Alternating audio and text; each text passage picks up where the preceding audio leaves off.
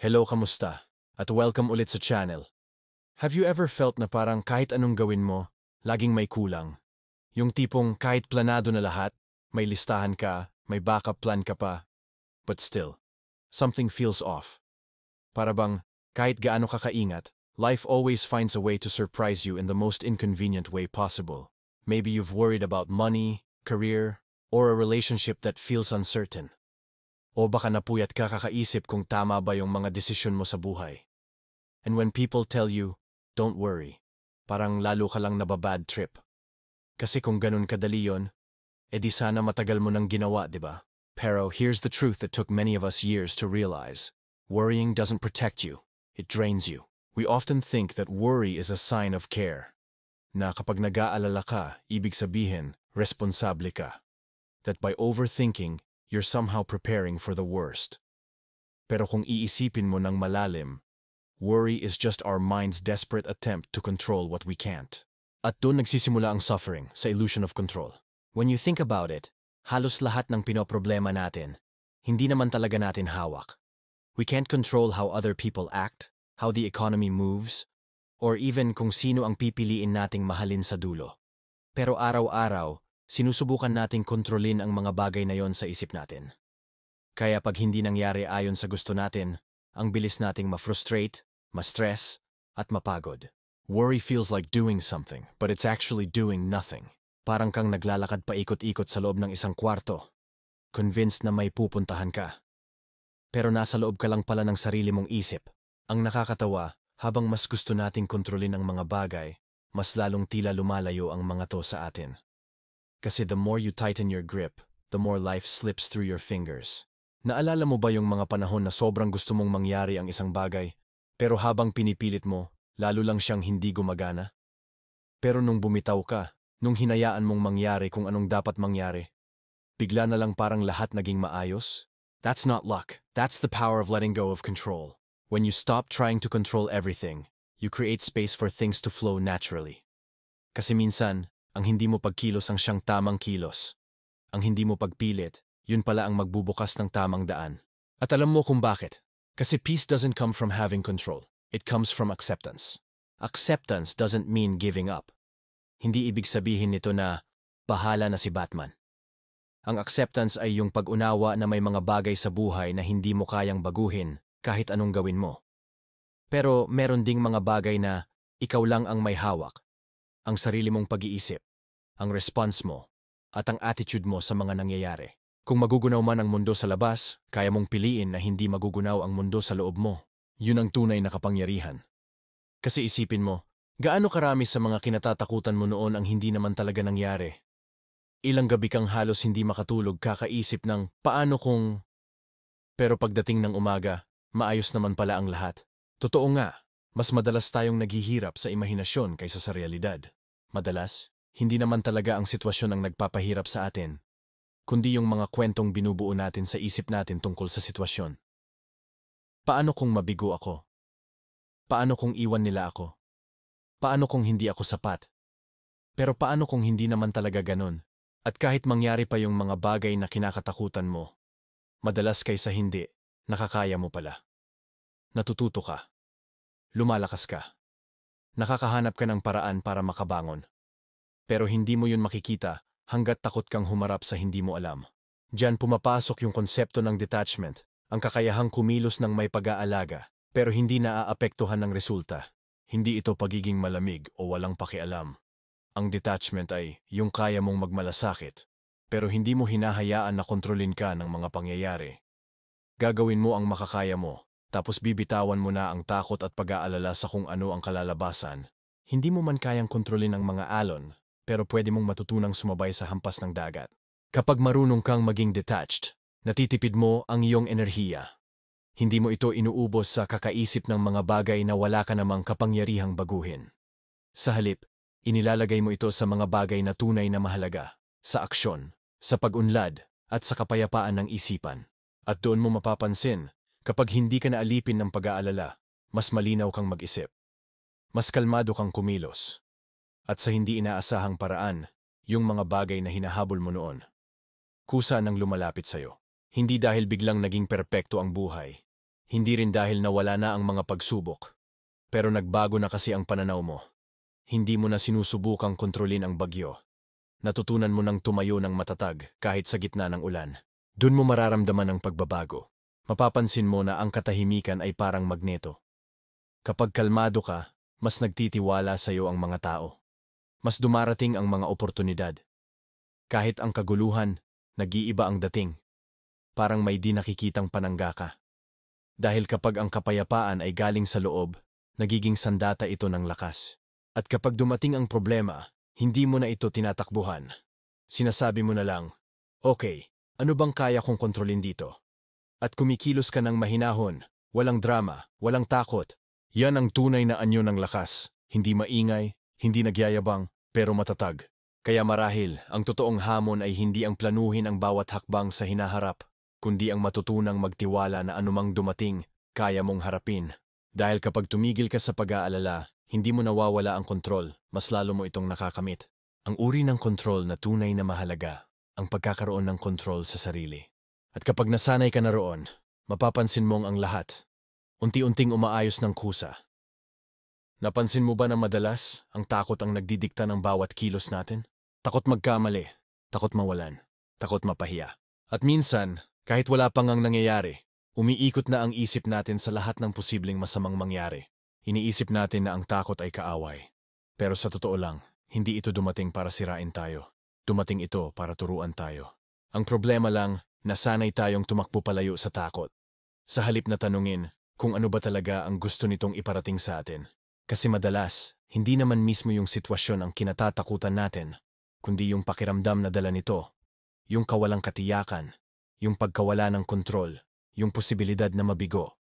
Pero isipin mo nga, kailan ka ba tunay na lumago nang hindi mo naranasan ang takot? Bawat malaking pagbabago sa buhay mo, pag-ibig, trabaho, personal na pag-unlad, laging may kasamang kaba, di ba? Kasi ang takot, ipinapakita nito sa'yo kung nasaan ang hangganan ng iyong comfort zone. Parang sinasabi nito, dito ka lalago, kung tatagal ka lang ng kaunti pa. Kaya imbes na itanong mo sa sarili mo, paano kung hindi ko kaya? Subukan mong palitan ng, paano kung kaya ko pala? Ganun lang kasimple.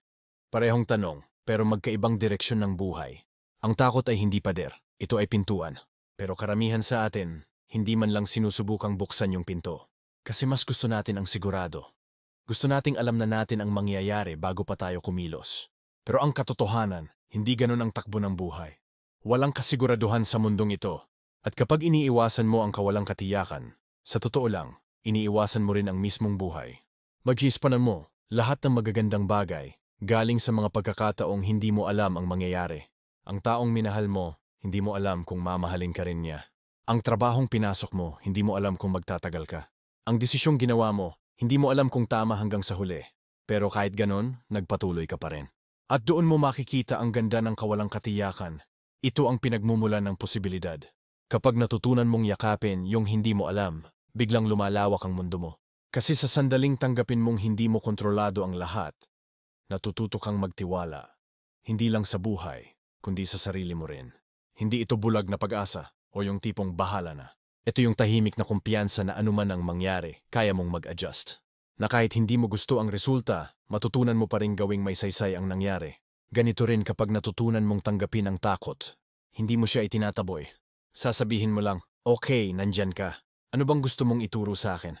Minsan, gusto lang ipaalala ng takot na maghanda ka. Minsan, gusto lang nitong ipakita kung saan ka dapat mag-improve. Pero hindi nito sinasabi na tumigil ka.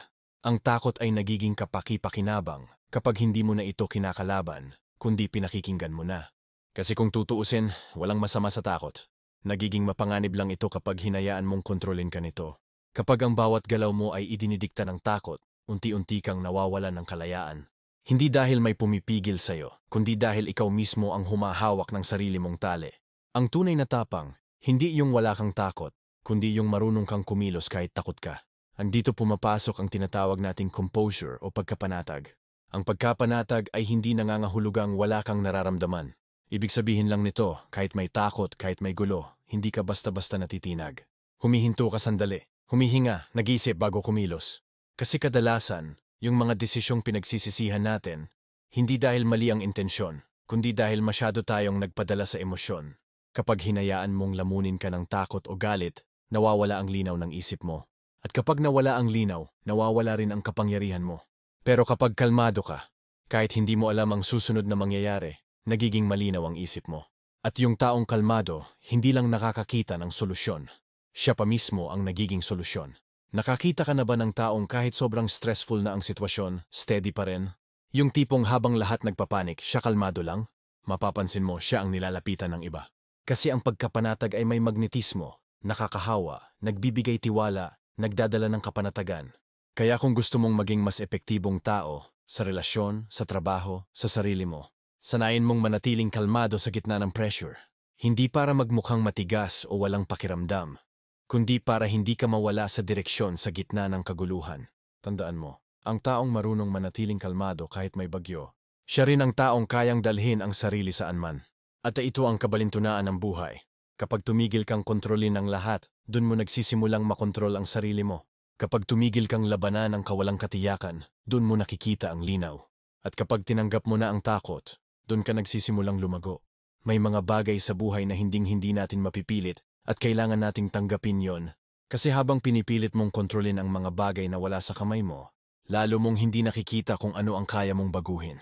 Pero kapag tinanggap mo na may mga bagay talagang hindi mo hawak, doon ka palang tunay na nagiging malaya. Ang kalayaan, hindi ibig sabihin na magagawa mo ang lahat ng gusto mo. Ibig sabihin nito, hindi ka na pinamumunuan ng takot, ng pag-aalala, o ng pangangailangang kontrolin ang lahat. At kapag naunawaan mo yon, biglang gumagaan ang buhay. Hindi dahil mas madali na, kundi dahil mas malinaw na. Mapagtatanto mo na lahat ng hinahabol mo, kapayapaan, kalinawan, katatagan, hindi pala kailangang hanapin sa labas. Nasa loob mo lang, naghihintay lang na mapansin. At kapag tuluyan mong naintindihan yon, may kakaibang mangyayari, biglang hindi na kasing bigat ang mundo gaya ng dati. Dahil ngayon, hindi mo na nilalabanan ang buhay, nakikiagos ka na rito. At dun nagsisimulang mag-ayos ang lahat. Hindi dahil nagbago ang mundo, kundi dahil ikaw ang nagbago. May mga sandali sa buhay na kahit anong gawin mo, parang hindi talaga umaayon ang lahat. Sinubukan mong ayusin ang sitwasyon pero lalo lang gumulo. Pinaglaban mo ang isang relasyon pero pareho lang kayong nasaktan. O kaya naman, binigay mo na ang lahat sa trabaho pero parang laging may kulang. Hanggang sa isang araw, dahil sa pagod, tumigil ka. Hindi dahil sumuko ka, kundi dahil natutunan mong bitawan. At sa sandaling yon, mararamdaman mo ang isang kakaibang katahimikan. Hindi dahil naayos ang lahat, kundi dahil tinanggap mo na ang mga bagay na hindi mo kayang baguhin. Yan ang tagong kapangyarihan ng pagbitaw. Karamihan sa atin, takot bumitaw kasi akala natin, kapag binitawan natin, mawawala ang kontrol. Pero ang hindi natin napapansin, minsan, yung pagkakapit natin ng mahigpit ang mismong dahilan kung bakit hindi umaayos ang mga bagay. Parang tubig sa kamay, kapag pinisil mo ng mahigpit, mas mabilis itong tatakas. Pero kapag hinayaan mong dumaloy, mananatili ito sandali, sapat para maramdaman mo ang lamig at ginhawa nito. Ganyan din ang buhay. Kapag masyado mong hinahabol o pinipilit ang mga bagay, mas lalo kang napapagod at nabibigo. Pero sa sandaling bitawan mo, biglang humihinga ulit ang buhay. Ang pagbitaw ay hindi nangangahulugang hindi ka na nagmamalasakit. Ibig sabihin lang nito, tumitigil ka sa pamimilit. Ginagawa mo pa rin ang makakaya mo, pero tinatanggap mo na hindi lahat ng resulta ay hawak mo. At dito pumapasok ang tiwala, hindi yung bulag na tiwala, kundi yung pagtitiwala sa proseso. Parang paglalakad sa dilim, hindi mo man kita ang dulo ng daan, naniniwala ka lang na bawat hakbang mo ay patungo sa tamang direksyon. Hindi mo kailangang makita ang buong landas, sapat na makita mo ang susunod na hakbang. Ang tiwala, yan ang pumapalit sa pag-aalala kapag na-realize mong mas maganda minsan ang timing ng buhay kaysa sa plano mo. Kasi minsan, yung mga delay, yung mga rejection, yung mga planong hindi natuloy, hindi pala parusa, kundi proteksyon. Hindi mo lang agad nakikita kasi sanay kang gustong malaman lahat ngayon. Pero may mga bagay talaga na hindi mo kailangang malaman agad. Kasi kung alam mo lahat ng mangyayari, mawawala ang hiwaga, mawawala ang paglago, at mawawala rin ang tiwala. Ang pagbitaw ay nagtuturo ng kababaang loob. Ipinapaalala nito na ikaw ay bahagi lang ng mas malaking galaw ng buhay. Kaya kapag pakiramdam mo magulo, parang wala sa ayos ang lahat, huminga ka muna.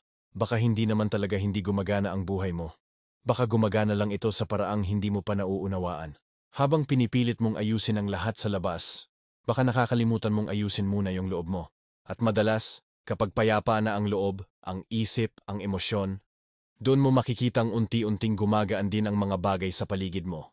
Ang kapayapaan ay hindi dumarating kapag naging perpekto ang buhay. Nagsisimula ito kapag tumigil ka sa pangangailangang gawing perpekto ang lahat. Kapag natutunan mong tanggapin ang kawalang katiyakan. Kapag hindi mo na kailangang kontrolin ang bawat resulta, doon ka nagiging tunay na malaya. Mas gumagaan ka, mas nagiging bukas sa posibilidad, mas nagiging buhay.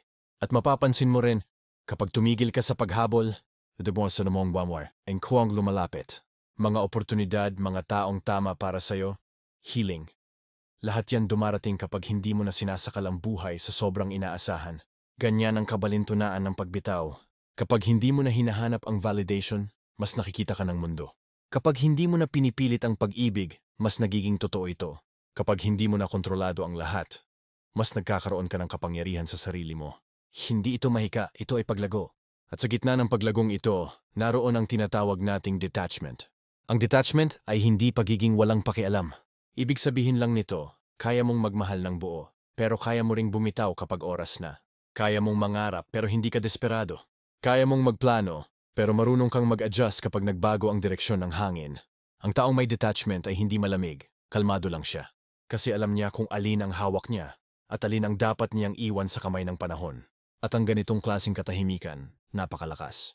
Ito ang uri ng kapanatagan na umaakit ng kapayapaan. Ang uri ng kalmadong nagbibigay ng seguridad sa mga tao sa paligid mo. Ang uri ng kalmadong ginagawang malinaw ang kaguluhan. Hindi mo makukuha ang ganitong katahimikan sa isang gabi lang. Pinupunla ito sa pamamagitan ng pagtitiyaga, self-awareness at araw-araw na paalala na, hindi ko kailangang kontrolin ang lahat. Tuwing gusto mong mag-overthink, tanungin mo ang sarili mo, may magagawa ba ako ngayon tungkol dito? Kung meron, gawin mo. Kung wala, bitawan mo. Ganun lang kasimple pero ganun kahirap. Kasi ang pagbitaw hindi isang beses lang ginagawa. Ito ay isang araw-araw na disiplina. Pero habang paulit-ulit mong isinasabuhay ito, mapapansin mong unti-unting nag-iiba ang pakiramdam mo. Hindi ka na madaling mainis. Hindi ka na basta-basta nadadala ng emosyon. Natuto ka ng protektahan ang enerhiya mo. At kapag nangyari yon, mapapansin mong pati ang paligid mo, unti-unting nagbabago. Hindi dahil nagbago ang mundo, kundi dahil ikaw ang nagbago.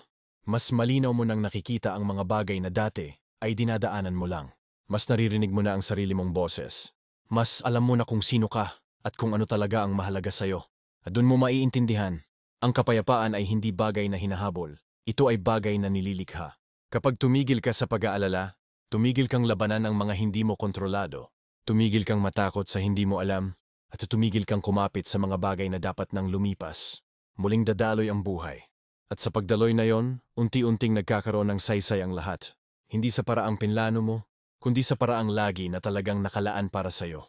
Kaya kung ngayon pagod ka, naliligaw o pakiramdam mo gumuho ang lahat, huminga ka, pahinga ka, magtiwala. Hindi mo kailangang ayusin agad ang lahat. Hindi mo kailangang makita ang buong larawan. Panatilihing payapa ang puso mo at malinaw ang isip. Gawin mo kung ano ang kaya mo, at yung hindi mo kaya, bitawan mo. Dahil sa sandaling tumigil ka sa pag-aalala, doon binibigyan ng pagkakataon ng universo na ayusin ang mga bagay para sa'yo. At doon mo makikita, unti-unting nagiging maayos ang lahat. Hindi dahil naging madali ang buhay, kundi dahil natutunan mong mabuhay ng may karunungan. At kung umabot ka hanggang dito, siguro may parte sa'yo na nakarelate sa mga napag-usapan natin. Yung takot, yung pagod, yung mga bagay na gustong-gusto mong ayusin pero parang lalo lang lumalayo. Pero ngayong natutunan mo na kung paano harapin ang takot, tanggapin ang uncertainty, at magtiwala sa takbo ng buhay, sana tandaan mo to. Hindi mo kailangang kontrolin ang lahat para magkaroon ng kapayapaan. Minsan, ang tunay na kalayaan ay yung kakayahang bitawan ang mga bagay na hindi mo kayang hawakan. Life will never be perfect, pero pwede pa rin itong maging maganda kung marunong kang manahimik sa gitna ng gulo. Kaya kung pagod ka man ngayon, huminga ka muna. Hindi mo kailangang ayusin agad ang lahat. Baka kasi ang sagot na hinahanap mo, nasa pagitan lang ng dalawang tahimik na paghinga. At kapag natutunan mong magtiwala sa takbo ng buhay, makikita mo, hindi mo kailangang habulin ang kapayapaan kasi nasa loob mo na pala ito. Kung nagustuhan mo ang mensaheng to, don't forget to like, share, and subscribe para sa mas marami pang content na tutulong sa'yo na maging kalmado, matatag, at marunong mabuhay ng may lalim. This is your reminder to stay grounded, stay grateful, and as always, choose peace over control.